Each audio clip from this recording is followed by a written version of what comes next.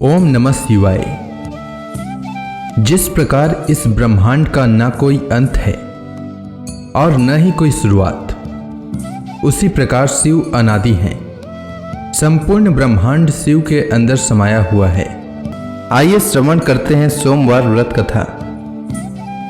प्राचीन काल की बात है।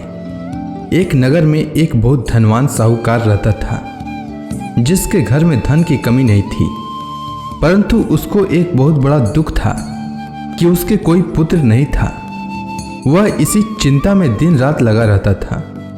वह पुत्र की कामना के लिए प्रत्येक सोमवार को शिव जी का व्रत और पूजन किया करता था तथा सायंकाल को शिव मंदिर में जाकर शिव जी के सामने दीपक जलाया करता था। उसके इस भक्ति भाव को देखकर एक समय पार्वती जी ने शिव जी महाराज से कहा कि महाराज, यह साहूकार आपका अनन्य भक्त है और सदैव आपका व्रत और पूजन बड़ी श्रद्धा से करता है। इसकी मनोकामना पूर्ण करनी चाहिए।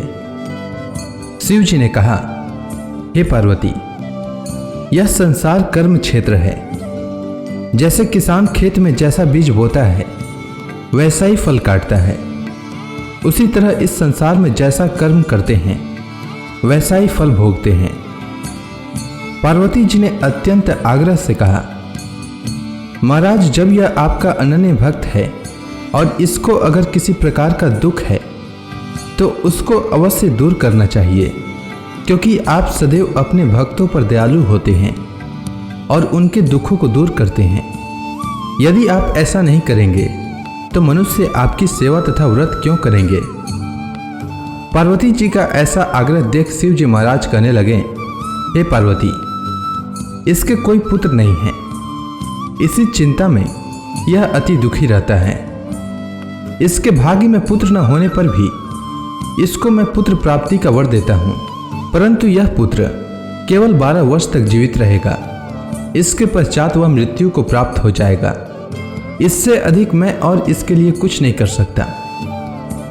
यह सब बातें साहूकार सुन रहा था। इससे उसको न तो कुछ प्रसन्नता हुई और न ही कुछ दुख हुआ।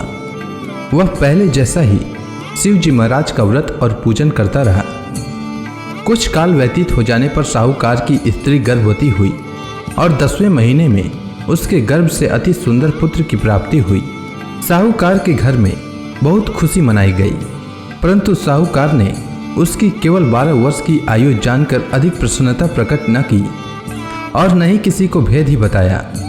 जब वह बालक 11 वर्ष का हो गया तो उस बालक की माता ने उसके पिता से विवाह आदि के लिए कहा, तो वह साहूकार कहने लगा कि अभी मैं इसका विवाह नहीं करूंगा, अपने पुत्र को काशी जी पढ़ने के लिए भेजूंगा।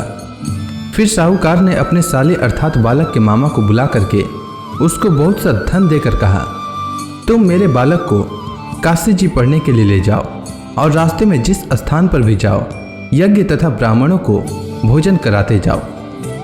वह दोनों मामा भांजे यज्ञ करते और ब्राह्मणों को भोजन कराते जा रहे थे। रास्ते में उनको एक शहर पड़ा। उस शहर में राजा की कन्या का विवाह हो रहा था। दूसरे राजा का लड़का जो विवाह कराने के लिए बारात लेकर आया था, वह एक आंख से काना था। उसके माता पिता को इस बात को लेकर बड़ी चिंता थी कि कहीं वर को देखकर कन्या के माता पिता विवाह में किसी प्रकार की अड़चन पैदा न कर दें।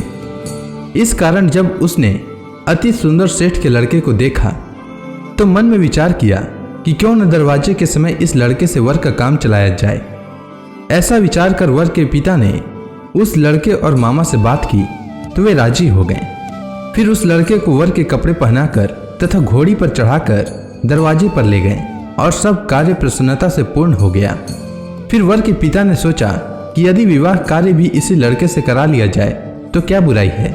ऐसा विचार कर लड़के और उसके मामा से कहा, यदि आप फेरों का काम और कन्यादान के काम को भी करा दें तो आपकी बड़ी कृपा होगी और मैं इसके बदले में आपको बहुत कुछ धन दूंगा।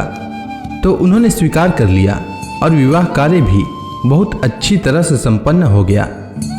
परंतु जिस समय लड़का जाने लगा तो उसने राजकुमारी की चुंदड़ी के पल्ले पर लिख दिया कि तेरा विवाह तो मेरे साथ हुआ है, परंतु जिस राजकुमार के साथ तुमको भेजेंगे वह एक आंख से काना है और मैं काशी जी पढ़ने जा रहा हूँ। लड़के के जाने के पश्चात उस राजकुमारी ने जब अपनी चुंदड़ी पर ऐसा लिखा हुआ पाया तो उसने राजकुमार के साथ जाने से मना कर दिया और कहा कि वह मेरा पति नहीं है, मेरा विवाह इसके साथ नहीं हुआ है, वह तो काशी जी पढ़ने के लिए गया है। राजकुमारी के माता पिता ने अपनी कन्या को विदा नहीं किया और बारात वापस चली गई। उधर सेठ का लड़का और उसका मामा काशी जी पहुंच गए। वहां जाकर उन्होंने यज्ञ करना और लड़के ने पढ़ना शुरू कर दिया। जब लड़के की आयु 12 वर्ष की हो गई तो उस दिन उन्होंने यज्ञ रचा रखा था कि लड़के ने अपने मामा से कहा कि मामा जी आज मेरी तबीयत कुछ ठीक नहीं है। तब मामा ने कहा कि अंदर जाओ और सो जाओ। लड़का अंदर जाकर सो गया और थोड़ी देर में उसके प्राण निकल गए। जब उसके मामा ने आकर देखा कि वह मुर्दा पड़ा है तो उसको बड़ा दुख हुआ और उसने सोचा कि अगर मैं अभी रोना पीटना मचा दूंगा तो यज्ञ का कार्य अधूरा रह जाएगा। अतः उसने जल्दी से यज्ञ का कार्य समाप्त कर ब्राह्मणों के जाने के बाद रोना पीटना आरंभ किया। संयोगवश उसी समय शिव पार्वती जी उधर से जा रहे थे। जब उन्होंने जोर जोर से रोने की आवाज़ सुनी तो पार्वती जी कहने लगी कि महाराज कोई दुखिया रो रहा है, उसके कष्ट को दूर कीजिए। जब शिव पार्वती ने पास जाकर देखा तो वहां एक लड़का मुर्दा पड़ा था। पार्वती जी कहने लगी कि महाराज यह तो उसी सेठ का लड़का है जो आपके वरदान से हुआ था। हे महाराज, इस बालक को और आयु दीजिए, नहीं तो इसके माता पिता तड़प तड़प कर मर जाएंगे।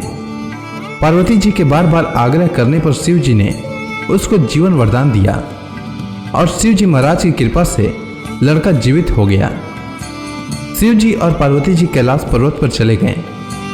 तब वह लड़का और मामा उसी प्रकार यज्ञ करते तथा ब्राह्मणों को भोजन कराते हुए अपने घर की ओर चल पड़े। रास्ते में उसी शहर में आए जहां उसका विवाह हुआ था।